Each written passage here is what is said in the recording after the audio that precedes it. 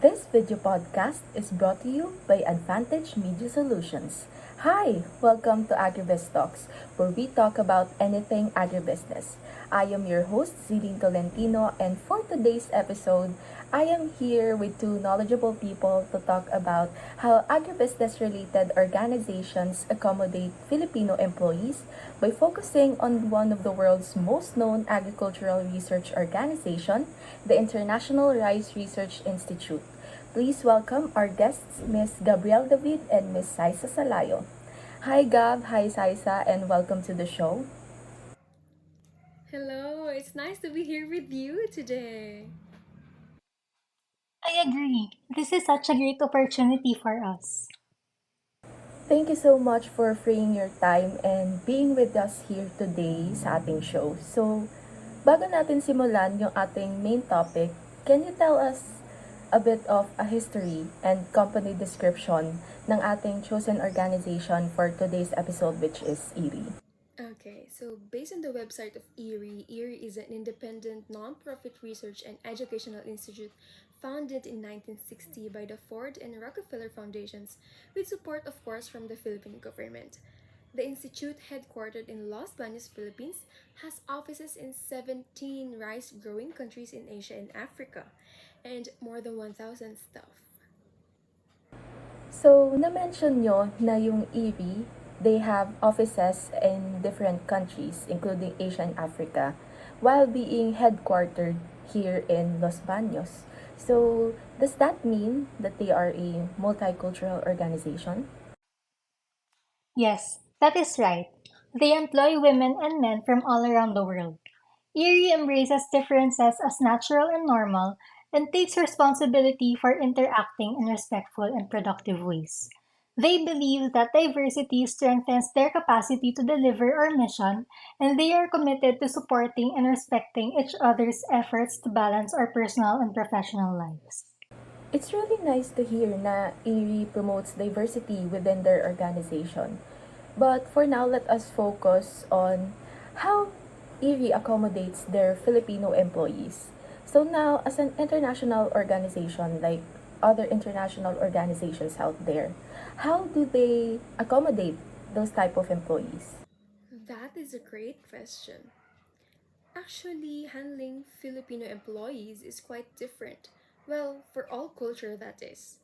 There are different approach for different cultures and dapat knowledgeable muna ang isang organization about the cultural background of their employees. And I think we can look at that using Hofstede's 6 cultural dimensions.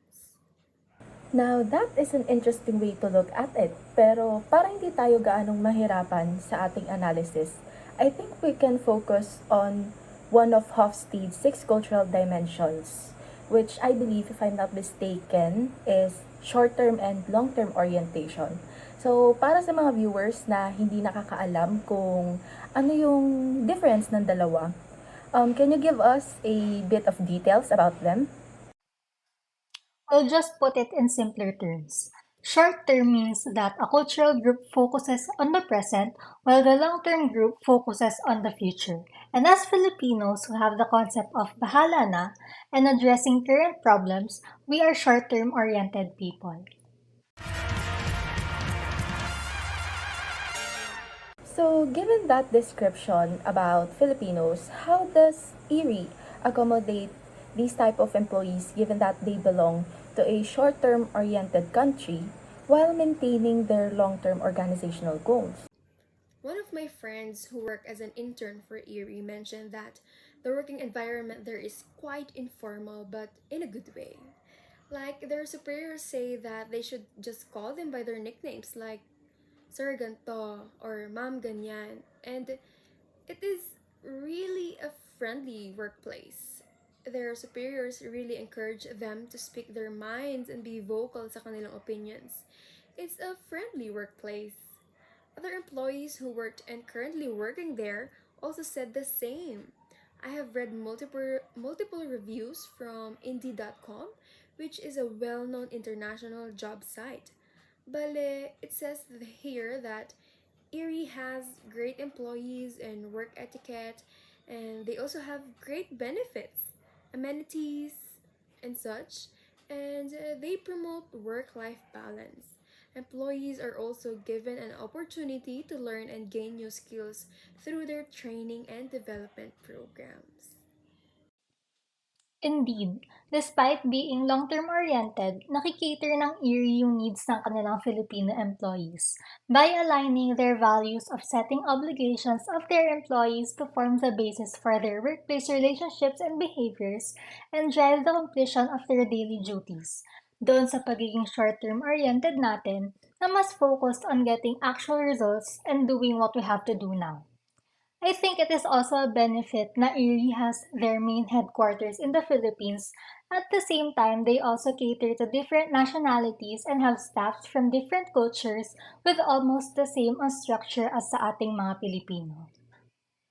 That's an excellent point, and it's really nice to hear na you know some people who worked for Erie and had experiences with them, as well as had gained the reviews about working in the said organization. So, for now, can we delve deeper into how Erie's values and practices foster harmonious workplace environment for Filipino employees? Absolutely. IRRI's values emphasize respect and diversity. They believe in embracing differences and interaction in respectful and productive ways. This multicultural approach is particularly beneficial for Filipino employees who value harmonious relationships and cooperation in the workplace. Adding to that, Erie promotes teamwork and partnership. They encourage a collaborative environment where expertise is acknowledged and constructive communication is fostered. This is in line with Filipino collectivist values where teamwork and community are highly regarded. That sounds like a well rounded approach that they're using.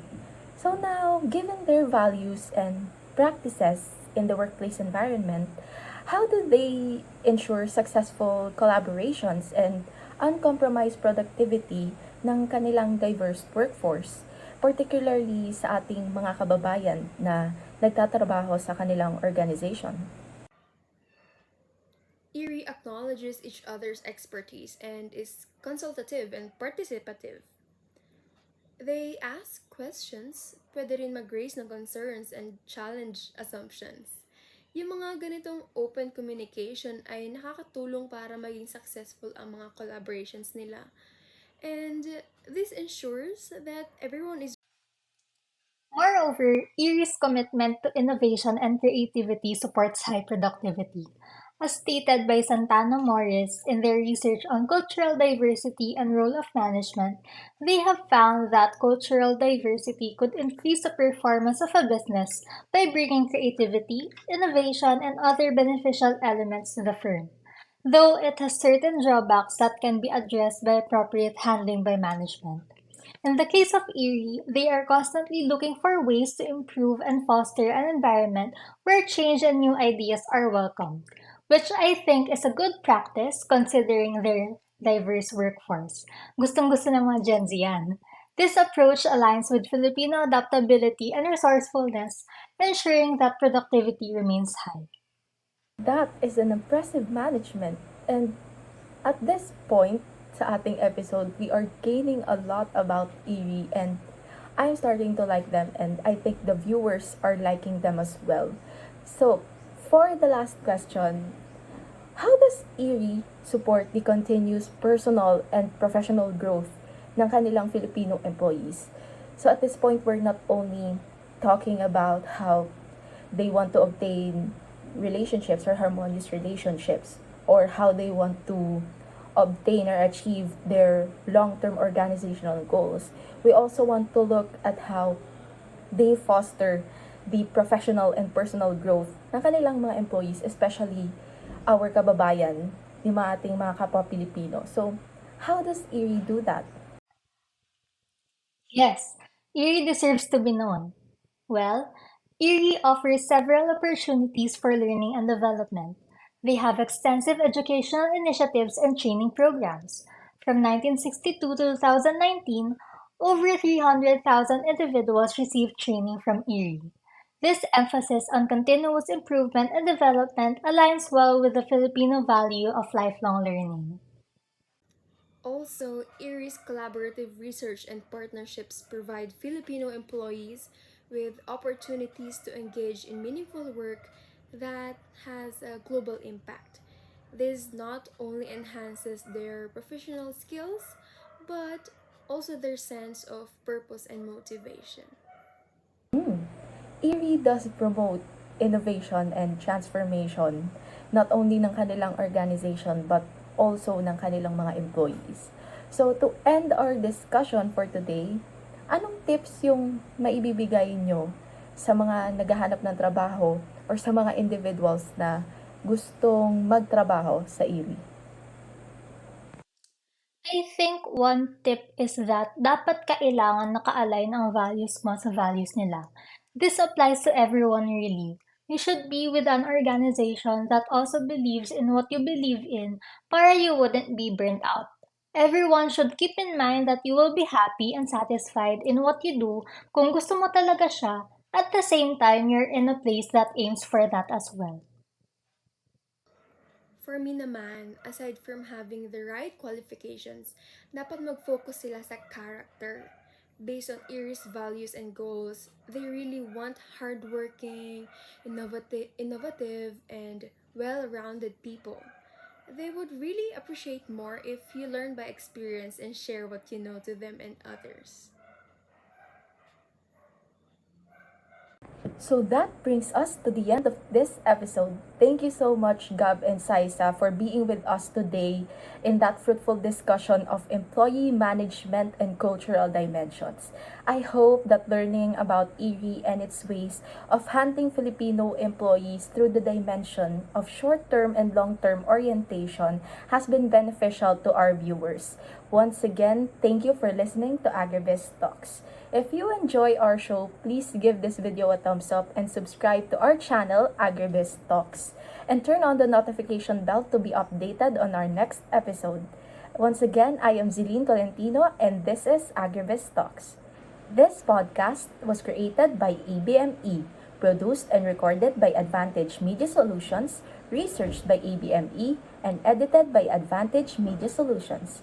AgriBiz Talks is a product of the partnership with ABME and Advantage Media Solutions.